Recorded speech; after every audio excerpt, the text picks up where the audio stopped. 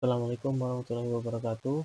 Perkenalkan, nama saya Muhammad Shalihudin Aziz dari program studi informatika. Pada kesempatan kali ini saya akan mempresentasikan tugas UTS untuk mata kuliah arsitektur dan organisasi komputer.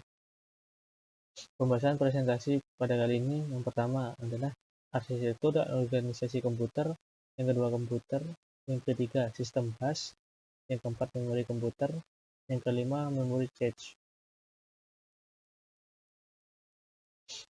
Definisi arsitektur komputer. Organisasi komputer adalah bagian yang terikat erat dengan unit-unit operasional dan interkoneksi antara komponen penyusun sistem komputer dalam merealisasikan aspek arsitekturnya. Menurut Barani Fahri dan kawan-kawan dalam buku Arsitektur, organisasi komputer adalah konsep perencanaan serta struktur pengoperasian dasar dari sebuah sistem komputer.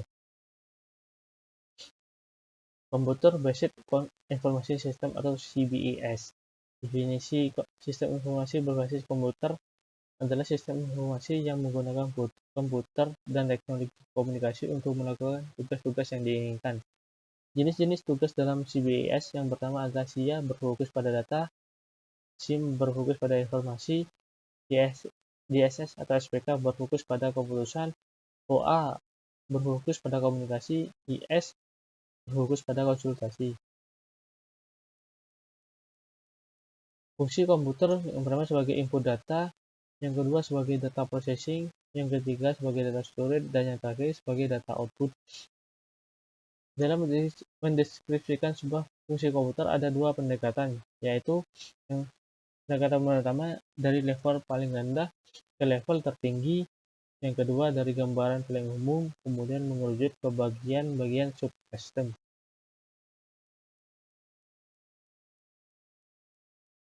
Struktur utama komputer yang pertama yaitu CPU atau Central Processing Unit, yang kedua memori utama, yang ketiga perangkat input, yang keempat perangkat output. Definisi sistem bus adalah suatu sistem komunikasi data yang digunakan untuk menghubungkan beberapa komponen dalam komputer seperti memori, CPU, dan perangkat input atau output. Jenis-jenis sistem bus berdasarkan cara penyalurannya yaitu dedicated bus dan multiplexed bus. Jenis-jenis bus berdasarkan fungsinya sebagai berikut: data bus, address bus, atau control bus. Jenis bus berdasarkan cara penyalurannya. Dedicated bus merupakan bus yang khusus menyalurkan data-data tertentu saja. Multiplexed bus merupakan bus yang menyalurkan data melalui informasi yang berbeda, baik itu data, alamat, dan sinyal kontrol dengan cara multiplex. Jenis bus berdasarkan fungsinya. Address bus merupakan alamat dari modul data. Data bus terdiri dari 4 jalur, nomor 18, 16, 32, dan 64. Data ini mempunyai transmisi dua arah dari CPU mikroprosesor ke memori atau modul input-output atau sebaliknya. Control bus merupakan bus yang mengontrol data bus dan address bus serta mengontrol semua modul yang ada. Cara kerja sistem bus. Setiap byte memori yang disimpan dalam rak memiliki alamat unik yang terkait dengannya, yang mirip dengan alamat IP. Kontroler memori utama akan menempatkan data yang diminta pada bus data dan mengubah bus control untuk menunjukkan bahwa data sudah siap. Definisi memori komputer adalah setiap perangkat fisik yang digunakan untuk menyimpan data, informasi, atau instruksi sementara atau permanen. Fitur-fitur dalam memori komputer sebagai berikut.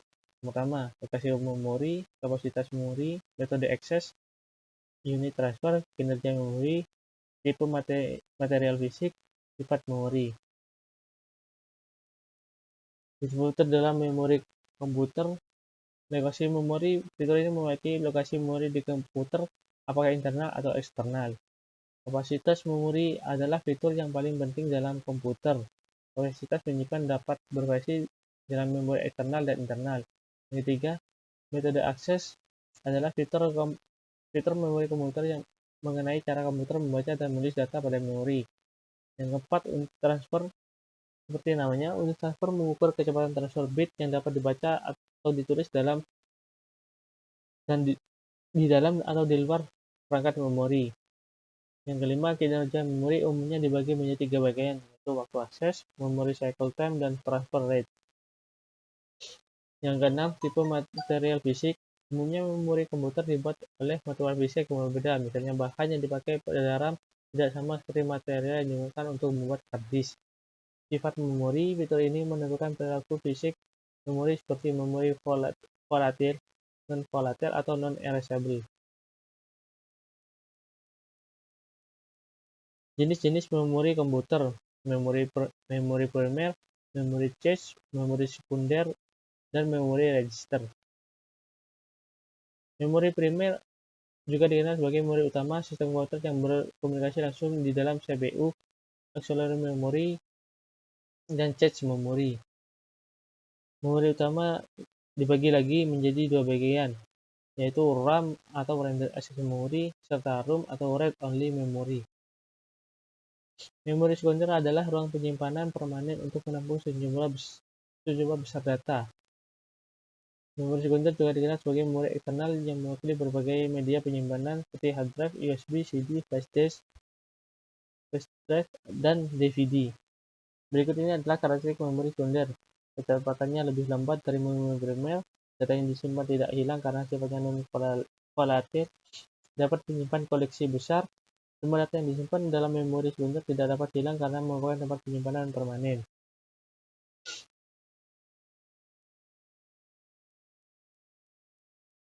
Memori cache adalah static random access memory, atau bisa disingkat sebagai SRAM. Dalam penjelasan singkat ini, pasti Anda masih belum mengerti sejarahnya pengertian dari memori cache. Singkatan memori cache dibagi menjadi 4.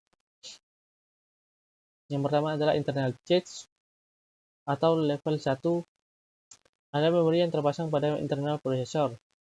External cache memiliki kapasitas yang lebih besar daripada level 1 cache di ukuran 256 KB hingga 2 MB. Main memory adalah memori cache yang digunakan untuk komputer Anda bekerja. Ukurannya kecil dan begitu Anda matikan komputer, maka data yang tersimpan dalam memori cache akan hilang. Secondary memory adalah cache memori yang tidak terpasang pada internal CPU. Ini jenis memori cache. Yang pertama, cache dash adalah SR yang berfungsi untuk mempercepat Anda menyimpan mengakses data dari hard disk. Web cache adalah salinan dari sebuah situs web yang kemudian dapat digunakan untuk membuka sebuah halaman lebih cepat. Cache server adalah server atau sebuah jaringan lokal yang bertindak sebagai server dalam menyimpan halaman web atau konten dari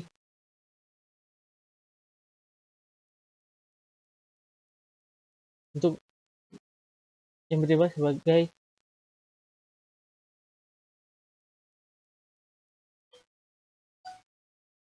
sekian presentasi dari saya. Mohon maaf apabila ada kesalahan kata dan ucapan. Terima kasih. Wassalamualaikum warahmatullahi wabarakatuh.